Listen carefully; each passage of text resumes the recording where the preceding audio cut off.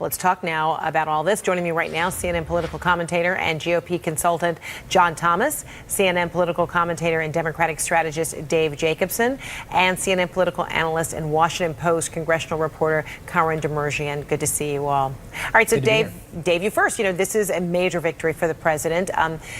In under 2 years, he has now successfully appointed 2 U.S. Supreme Court justices. And years from now, when we look back at all of this, will these major accomplishments outshine, kind of the day-to-day, chaos that also upstages nearly everything? Well, Fred, I think the data suggests otherwise. Real Clear Politics still has a 6.6% advantage for Democrats in terms of control of the House of Representatives. 538 gives Democrats an 8-point advantage. And so increasingly, you're seeing Democrats continue to have the momentum in the House races. Also in the Senate, some of these races are now becoming jump ball. Kristen Sinema is up 3 points in Arizona. That's a key state. Obviously, Jeff Flake is the incumbent who's not running again. And then Jackie Rosen, of course, who's running in Nevada against incumbent Dean Heller, is up 2.3% as well. And so I think right now Democrats clearly have the momentum. And I think part of that, Fred, is because women voters are turned off by Donald Trump. We saw Axios put out a poll on Friday that only 36% of women approved of Kavanaugh's nomination. So I think that's telling what we're going to see just a couple weeks away with the election. And John, there's a real concern that those allegations will be the cloud over Kavanaugh's, head nearly forever.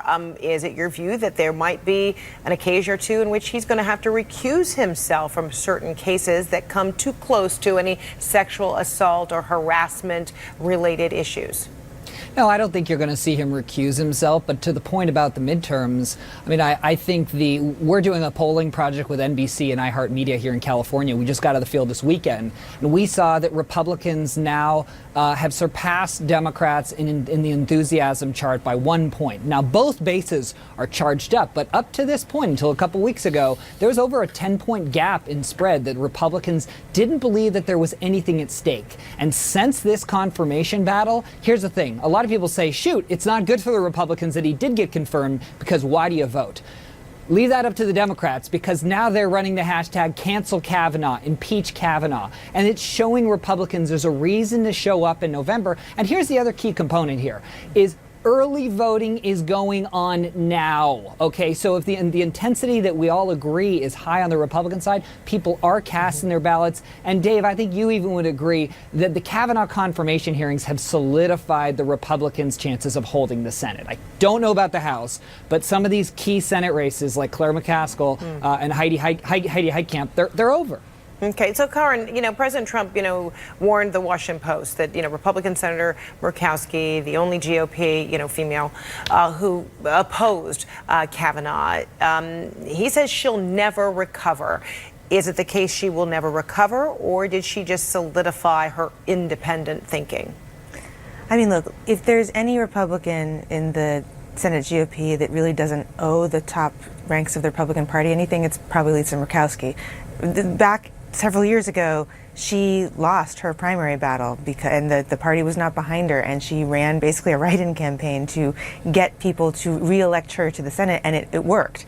So the threats from Trump of, that suggest maybe there'll be some sort of party mobilization behind an opponent, or there will be, the president's personal endorsement behind an opponent that would primary her.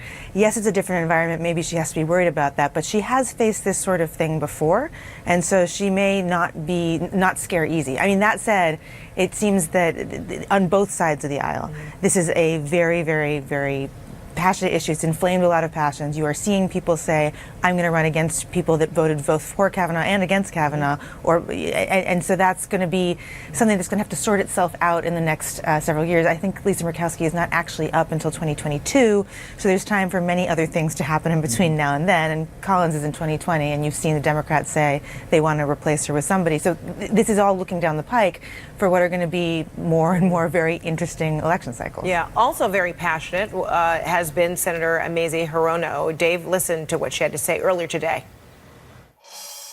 Should Brett Kavanaugh be impeached if Democrats take control? I'm much more focused on the here and now, which is that we have an election coming up, and I've said to the women who are justifiably angry but determined, and I said they should be just focus like a laser beam on the elections because they have connected the dots. They know that the senators who are making these confirmation decisions are the people who were elected by their voters. And so as voters, they have a role to play. So, Dave, will this be another year of the woman, similar to after the Clarence Thomas, Nita Hill testimonies? I think that's right, Fred. I think ultimately women really hold the keys to this election, right? We know those suburban, highly educated women voters. Part of that, some of them obviously helped to push Donald Trump into the White House, obviously. He was able to cobble together enough votes in some of those historically blue states, Pennsylvania, Wisconsin, among others. And so, the key question here is that women vote going to propel Democrats to take both the House? And, John, I think that the Senate is still potentially up for grabs because of these key Western states. Sure, you've got Heidi Heitkamp and you've got Claire McCaskill who've got tough races, but you've also got Pete O'Rourke, who's within striking distance of Ted Cruz in Texas, only behind 6 points. Yeah. That's basically within the margin of error. So look, I think right now it's not out of the realm of possibility. Both houses, both chambers are competitive. I think Democrats have a greater advantage in terms of flipping the House, but the Senate is not out of the realm of possibility. All right, there may be surprises for everyone. All right, Dave Jacobson, Karen Demerjian, John Thomas, good to see you all. Thanks so much. Thanks, Fred. Great seeing Thank you. you.